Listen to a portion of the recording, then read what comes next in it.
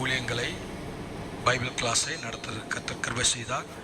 அந்த ஐசிடியின் மூலமாக படித்த அதில் இன்று கிராஜுவேட் வாங்க போகிறதான அன்பு ஊழியர்கள், அதிலிருந்து கர்த்தர் அவங்க வாழ்க்கையில் செய்த இல்லைன்னா ஊழியத்தின் பாதையில் செய்த சில சாட்சிகளை நம்மத்தில் அறிவிப்பார்கள். முதலாவது பாஸ்டர் ஹரிஹரன் அவர்கள் முன்பதாக கடந்து வந்து சாட்சி, பின்பு சகோதரி மெர்சி லாசர் அவர்கள் இரண்டாவதாக கடந்து வந்து சாட்சி அறிவிப்பார்கள்.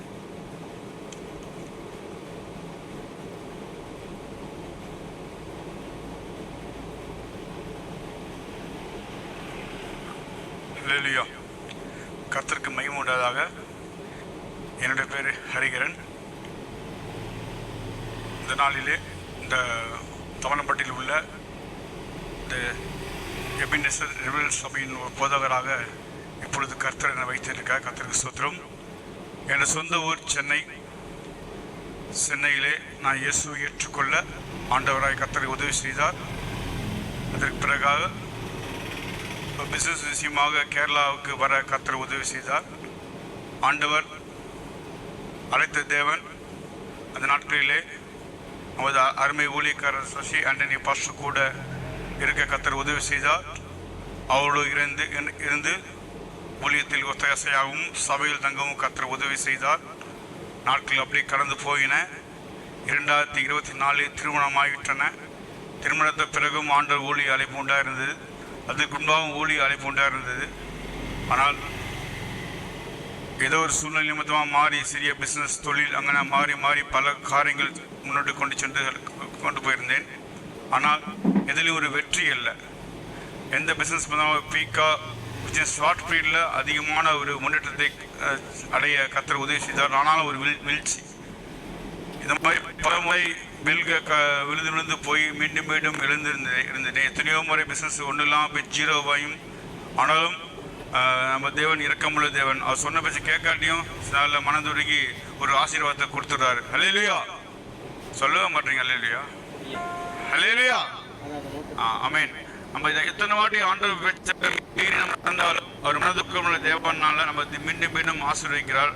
ஆனாலும் மீண்டும் விழுந்தனால கடைசியாக ஒரு முறை எத்தனையோ பிஸ்னஸ் பண்ணி லாஸ் ஆன பிறகும் மீண்டும் ஆண்டவர் தூக்கி ஒரு டிபார்ட்மெண்ட் ஸ்டோர் வைக்க கர்த்தர் உதவி செய்தார். 2 செக்டர் நல்ல பிஸ்னஸ் நன்றாக போய்கின்றது.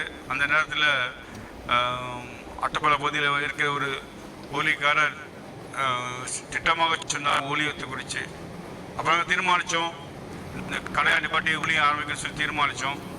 இப்போ கடையெல்லாம் நிறுத்திட்டு முழு நேரம் ஊழியர் சொல்லி தீர்மானித்து அப்போதும் ஒரு சில 6-7 மாதங்கள் ஊழியக்காரர் கூட துணை ஊழராக போய்கொண்டு அப்படியே இருந்த காலம் இருந்துச்சு. அந்த நேரத்தில் நம்ம அருமை மூலியமாக ஐசிடி என்கிற சேவாவார் என்கிற பைபிள் காலேஜிலே படிக்க கர்த்தர் உதவி செய்தார். நாம் வேத வகுப்புங்கிறது படிக்கிறது இதான் ஃபர்ஸ்ட் முன்னாடி எந்த வேதம் படித்தது இல்லை. கர்த்தருக்கு ஸ்தோத்திரம். இந்த ஐசிடியில் படிக்க கர்த்தர் உதவி செய்தார். 1 மாதம் கிளாஸ் நடைபெற்றது. நல்ல அருமையான ஆவிக்குரிய அனுபவத்தையும் ஊழியத்தை குறித்தும் கற்றுக்கொள்ள கர்த்தர் உதவி செய்தார். 1 மாதம் கிளாஸ் முடிந்த பிறகு 3 மாதம் ஃபீல்டு சிகிச்சை சொன்னார்கள். அப்போது சொன்னது மாத்திரமல்ல, அவங்க ஒவ்வொரு ட்ரிப்பும் ஃபீல்டு ரிப்போர்ட்டை வாட்ஸ்அப்பில் மெசேஜ் விடுன்னு சொன்னாங்க. நம்ம ஜீவனுள்ள தேவனை கும்பிட்றதுனால கண்டிப்பாக ஒரு பொய்யான மெசேஜை வாட்ஸ்அப்பில் நம்ம விட முடியாது. அப்போ எனக்கு மனசு பயங்கர வேதனைப்பட்டது. நான் யோசித்து பார்த்தேன், பல 1000 ரூபாய்க்கு மேலே பணங்கள் செலவு பண்ணி சேவை பார்த்து வந்து அவங்க மெனக்கிட்ட ஒரு ஏரியாவுக்கு ஹாஸ்டல்லாம் அங்கேருந்து வந்துடுவார். அப்போது இவ்வளோ ட்ரைனிங் கொடுத்து இவ்வளோ புக்ஸ் மெட்டீரியல் எல்லாம் கொடுத்து எல்லா வகையிலும் நமக்கு உதவி செய்து நம்ம அதெல்லாம் பெற்றுக்கொண்டு சும்மா இருக்க பயங்கர ஒரு வேதனை உண்டாயிற்று.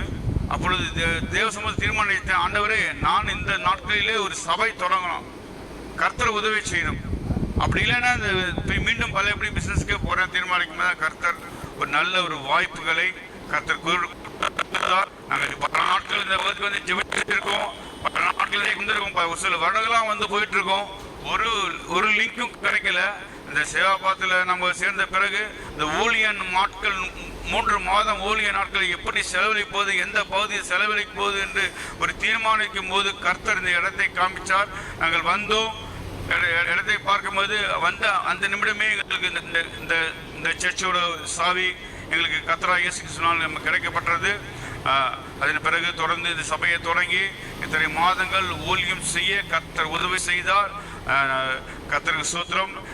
அதாவது சொல்ல வந்த காரியம் பார்த்தீங்கன்னா, நான் ஹிந்து குடும்பத்தில் பிறந்து வளர்ந்தவன். அதிக காரியங்கள் இந்த நேரத்தில் சொல்ல சமயம் இல்லைனால் என் சாட்சியை நான் சுருக்க விரும்புகிறேன். கர்த்தருக்கு ஸ்தோத்திரம்.